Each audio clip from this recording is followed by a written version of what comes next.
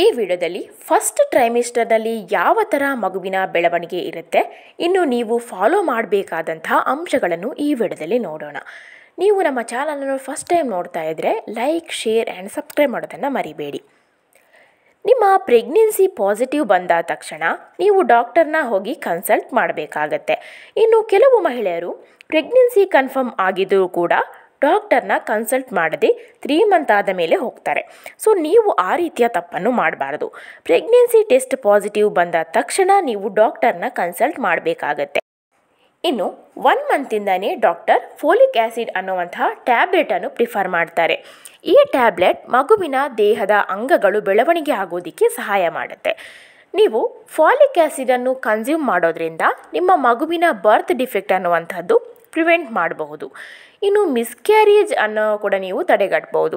So ಹಾಗಾಗಿ ನೀವು ಡಾಕ್ಟರ್ನ ಕನ್ಸಲ್ಟ್ ಮಾಡೋದು ತುಂಬಾ ಇಂಪಾರ್ಟೆಂಟ್.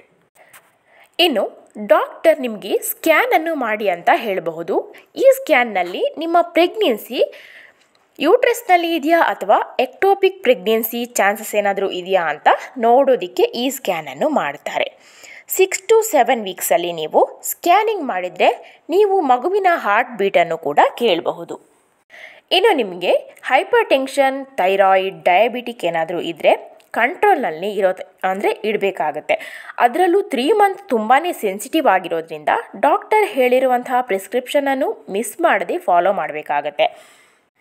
ಇನ್ನು ನೀವು ಆದಷ್ಟು ಆಲ್ಕೋಹಾಲ್ನಿಂದ ದೂರ ಇರೋದು ತುಂಬಾ ಇಂಪಾರ್ಟೆಂಟ್. ನೀವೇನಾದರೂ ಆಲ್ಕೋಹಾಲ್ ಇಂಟೇಕ್ ಮಾಡಿದರೆ ನಿಮ್ಮ ಹೊಟ್ಟೆಯಲ್ಲಿರುವಂತಹ ಮಗುವಿಗೆ ಫೀಟಲ್ ಆಲ್ಕೋಹಾಲ್ ಸಿಂಡ್ರೋಮ್ ಅನ್ನುವಂಥ ಪ್ರಾಬ್ಲಮ್ ಆಗುವಂಥದ್ದು. ಇನ್ನು ಇದರಿಂದ ನಿಮ್ಮ ಮಗುವಿಗೆ ಮಾನಸಿಕವಾಗಿ ಹಾಗೆ ದೈಹಿಕವಾಗಿ ಪ್ರಾಬ್ಲಮ್ ಅನ್ನುವಂಥದ್ದು ಕಾಣಿಸಿಕೊಳ್ಳುವಂಥದ್ದು. ಇನ್ನು ನೀವು ಸ್ಮೋಕಿಂಗ್ ಕೂಡ ಮಾಡಬಾರ್ದು. ಇನ್ನು ನಿಮ್ಮ ಹತ್ತಿರ ಸ್ಮೋಕ್ ಮಾಡ್ತಾ ಯಾರಾದರೂ ಇದ್ದರೆ ಅದರ ಹೊಗೆಯನ್ನು ಕೂಡ ನೀವು ತೆಗೆದುಕೊಳ್ಬಾರ್ದು. ಇದರಿಂದ ನಿಮ್ಮ ಮಗುವಿಗೆ ಅಡ್ಡ ಪರಿಣಾಮ ಉಂಟಾಗುವಂತಹ ಸಾಧ್ಯತೆ ಹೆಚ್ಚಾಗಿರುತ್ತೆ. ಇನ್ನು ಕೆಫೇನ್ ಕಂಟೆಂಟ್ ಇರುವಂತಹ ಟೀ, ಕಾಫಿ, ಚಾಕ್ಲೇಟ್ಸನ್ನು ಅವಾಯ್ಡ್ ಮಾಡಿ. ಯಾವುದೇ ಕಾರಣಕ್ಕೂ ನೀವು ಡಾಕ್ಟರ್ನ ಕನ್ಸಲ್ಟೇಷನ್ ಇಲ್ಲದೆ ಯಾವ ಟ್ಯಾಬ್ಲೆಟ್ಸನ್ನು ಕೂಡ ನೀವು ತಿನ್ನೋದಕ್ಕೆ ಹೋಗಬೇಡಿ. ಯಾವುದೇ ಕಾರಣಕ್ಕೂ ಈ ಸೆಲ್ಫ್ ಮೆಡಿಕೇಷನ್ ಅನ್ನುವಂಥದ್ದು ಮಾಡೋದಕ್ಕೆ ಹೋಗಬೇಡಿ. ಆದಷ್ಟು ಸೀ ಫುಡ್ಸನ್ನು ಅವಾಯ್ಡ್ ಮಾಡಿ. ಇದರಲ್ಲಿ ಮರ್ಕ್ಯುರಿ ಕಂಟೆಂಟ್ ಜಾಸ್ತಿ ಆಗಿರುತ್ತೆ. ಇನ್ನು ಪಪ್ಪಾಯ, ಪೈನಾಪಲ್ ಕೂಡ ಅವಾಯ್ಡ್ ಮಾಡಿದರೆ ಒಳ್ಳೆಯದು.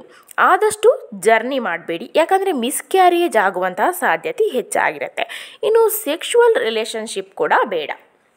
ಇನ್ನು ಈ ಟೈಮ್ನಲ್ಲಿ ವೆಯ್ಟ್ ಲಾಸ್ ಅನ್ನೋದು ಫಸ್ಟ್ ಟ್ರೈಮಿಸ್ಟರ್ನಲ್ಲಿ ಜಾಸ್ತಿಯಾಗಿ ಆಗ್ತಾ ಇರುತ್ತೆ. ಇನ್ನು ಕೆಲವು ಮಹಿಳೆಯರು ಏನು ಅಂದ್ಕೋತಾರೆ ಅಂದರೆ ನಂದು ವೆಯ್ಟ್ ಲಾಸ್ ಆಗ್ತಿದೆ, ಇನ್ನು ನನ್ನ ಮಗುದು ಕೂಡ ವೆಯ್ಟ್ ಲಾಸ್ ಆಗುತ್ತೋ ಏನು ಅಂತ ತುಂಬಾ ಟೆನ್ಷನ್ ಮಾಡ್ಕೋತಾ ಇರ್ತಾರೆ. ಆದರೆ ಈ 3 ತಿಂಗಳಿನಲ್ಲಿ ಇದು ಕಾಮನ್ ಅಂತಲೇ ಹೇಳ್ಬಹುದು. 4ನೇ ತಿಂಗಳಿಂದ ನಿಮ್ಮ ಮಗುವಿನ ವೆಯ್ಟ್ ಅನ್ನೋದು ಜಾಸ್ತಿ ಆಗ್ತಾ ಹೋಗುತ್ತೆ. ಅಂದರೆ ಟೆನ್ಷನ್ ಮಾಡುವಂಥ ಅವಶ್ಯಕತೆ ಏನೂ ಇರೋದಿಲ್ಲ. ಇನ್ನು ಈ ಟೈಮ್ನಲ್ಲಿ ಸುಸ್ತು, ತಲೆ ಸುತ್ತು ಬರುವುದು, ವಾಕರಿಕೆ, ತಲೆನೋವು, ಇನ್ನು ಸ್ತನಗಳಲ್ಲಿ ಬದಲಾವಣೆ, ಪದೇ ಪದೇ ಮೂತ್ರ ವಿಸರ್ಜನೆ ಆಗುವಂಥದ್ದು ಕಾಮನ್. ಭಯಪಡುವಂಥ ಅವಶ್ಯಕತೆ ಇಲ್ಲ. ಆದಷ್ಟು ಜಾಸ್ತಿ ಹಣ್ಣು, ತರಕಾರಿ, ಸೊಪ್ಪು, ಕಾಳುಗಳನ್ನು ತಿನ್ನಿ. ದಿನಕ್ಕೆ 8 ರಿಂದ 9 ಗಂಟೆಗಳ ಕಾಲ ನಿದ್ದೆಯನ್ನು ಮಾಡಬೇಕಾಗತ್ತೆ. ಇನ್ನು ದೇಹವನ್ನು ಆದಷ್ಟು ಹೈಡ್ರೇಟ್ ಆಗಿಡಿ. ಅತಿಯಾಗಿ ಯೋಚನೆ ಮಾಡೋದು, ಟೆನ್ಷನ್ ಮಾಡೋದೆಲ್ಲ ಮಾಡಬೇಡಿ. ಇದು ನಿಮ್ಮ ಮಗುವಿನ ಮೇಲೆ ಕೆಟ್ಟ ಪರಿಣಾಮವನ್ನು ಬೀರುತ್ತೆ. ಈ ವಿಡಿಯೋ ನಿಮಗೆ ಇಷ್ಟ ಆಗಿದ್ದರೆ ವಿಡಿಯೋಗೊಂದು ಲೈಕ್ ಕೊಡಿ, ಶೇರ್ ಮಾಡಿ, ಹಾಗೆ ನಮ್ಮ ಚಾನಲನ್ನು ಸಬ್ಸ್ಕ್ರೈಬ್ ಮಾಡೋದನ್ನು ಮಾತ್ರ ಮರೆಯಬೇಡಿ. Thank you.